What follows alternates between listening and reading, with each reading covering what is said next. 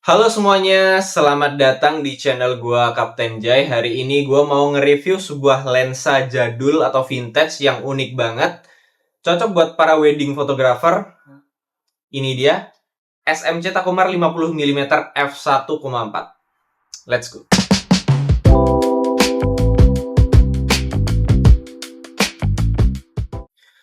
Lensa ini tuh pertama kali dirilis di tahun 1975, di mana lensa ini tuh udah berumur 51 tahun.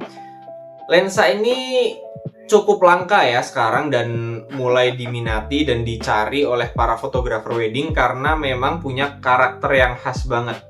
Karakter yang nggak ada di lensa-lensa modern. Jadi ini tuh bukan untuk para pecinta orang yang suka tajam-tajam ya, tapi buat orang-orang yang suka foto artsy. Lensa ini tuh bisa menghasilkan flare yang unik, yang ngebikin kalian pokoknya nggak bakal nemu karakter gambar di lensa-lensa modern. Yang pertama kita bahas dari segi build quality-nya dulu. Di sini cap depan belakangnya itu tuh dia masih pakai plastik ya. Masih pakai plastik, sedangkan lensanya ini terbuat dari besi dengan ini cincin fokus yang terbuat dari karet ringnya ini. Build quality-nya tuh besi, enak, solid, kelihatan kokoh ya. Walaupun lensanya itu kecil banget tuh. Ini seukuran lensa-lensa apa ya? Lensa-lensa APS-C.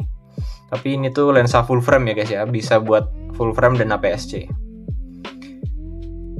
Filteringnya ini tuh di 49mm.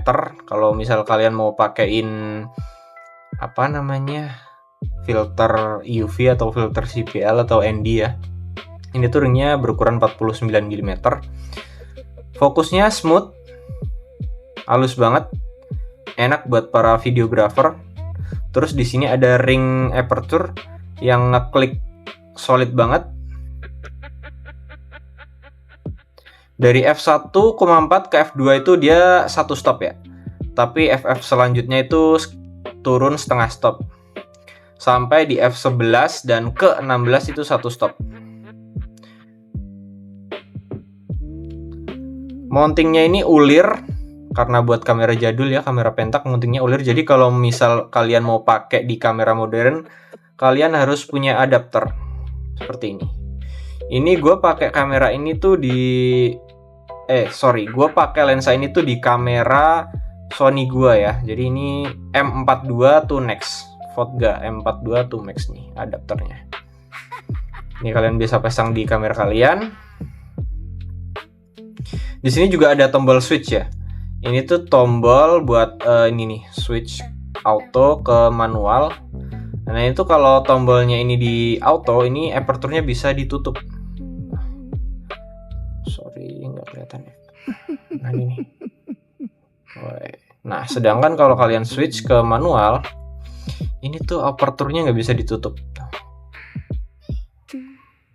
Oke, jadi kalian harus perhatiin juga nih kalau kalian pakai lensa ini.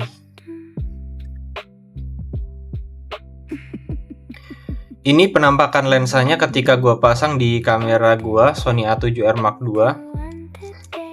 Ringan, kompak, dan hasilnya estetik. Cincinnya ini, fokusnya ini termasuk panjang ya. Fokusnya ini termasuk panjang. Terus nih, ini looknya tuh solid banget, feel-nya enak banget. Enteng, bisa dibawa tanpa kalian keberatan, dan hasilnya estetik.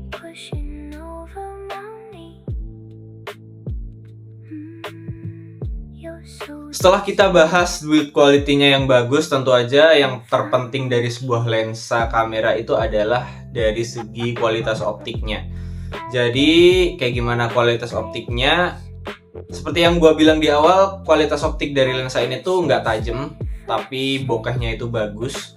Memang lensa ini tuh tidak diperuntukkan buat fotografer yang suka tajam-tajam ya, atau fotografer produk ya, tapi lebih ke fotografer yang motret artsy atau seniman, atau fotografer wedding atau potret yang suka bokehnya bagus, ngeflare kayak gitu.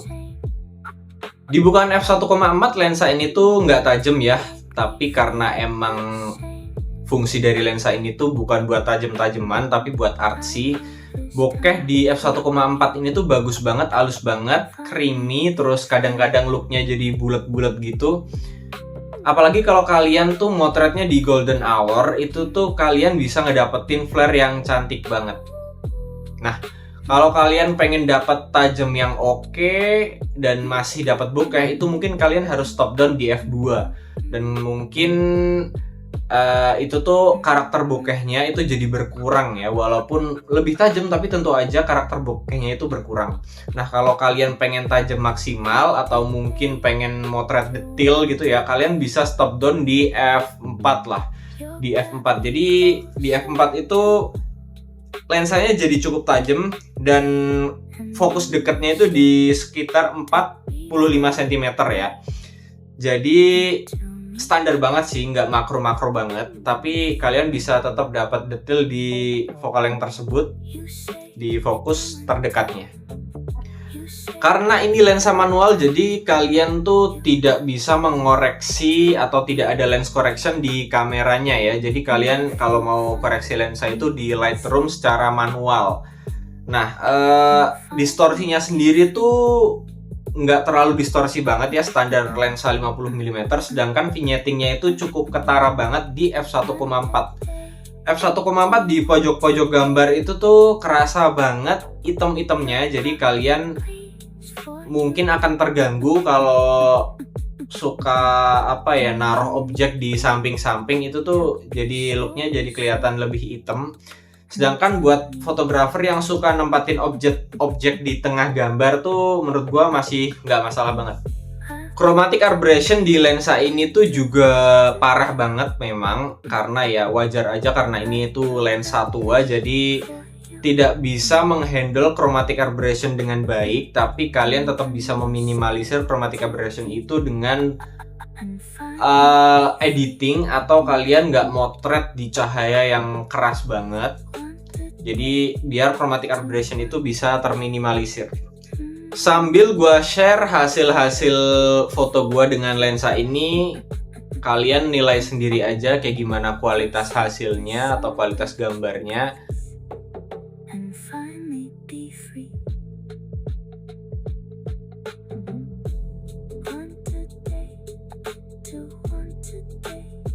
Oke, yang terakhir adalah kesimpulannya, apakah lensa ini worth it buat kalian beli? Nah, menurut gue lensa ini tuh worth it banget buat kalian para pecinta seni atau pecinta artsy, foto-foto yang blurry, ngeflare, nggak tajam, bokehnya halus, fotografer portrait, fotografer wedding. Menurut gue lensa ini tuh bagus banget buat kalian. Dan lensa ini tuh buat karena manual, jadi mungkin kalian buat para pemula yang nggak terbiasa pakai lensa manual itu akan sedikit kesulitan buat nyari feel yang cocok atau fokus yang tepat buat hasil gambar yang bagus. Ini tuh cukup menyulitkan kalian dengan manual fokusnya. Nah, aperturnya pun juga nggak kedetek ya di kamera, jadi full manual banget. Kalian kira-kira sendiri aja fokusnya yang bagus kayak gimana, atau aperturnya tadi kalian motret pakai f berapa juga mungkin kalian akan lupa. Dan seperti yang ada di video-video seperti yang ada di gambar-gambar yang tadi gua share, itu gua lupa motretnya pakai f berapa. Kebanyakan sih gua motretnya pakai f1,4 ya. Jadi di harga 1,2 juta lensa ini tuh worth it banget buat kalian beli. Kalian beli aja, dan menurut gua sih buat para pecinta seni kalian nggak bakal nyesel sih buat beli lensa ini. Oke, mungkin segitu aja video review gua tentang lensa ini. Kalau kalian mungkin pernah pakai lensa ini, gimana impresinya kalian, atau kalian bisa sharing pengalaman kalian dengan lensa manual lain yang mirip-mirip kayak gini. Kalian bisa tulis pendapat kalian atau pengalaman kalian di kolom komentar di bawah. Segitu aja video dari gua. Semoga video ini bermanfaat. See you next time and have a nice day.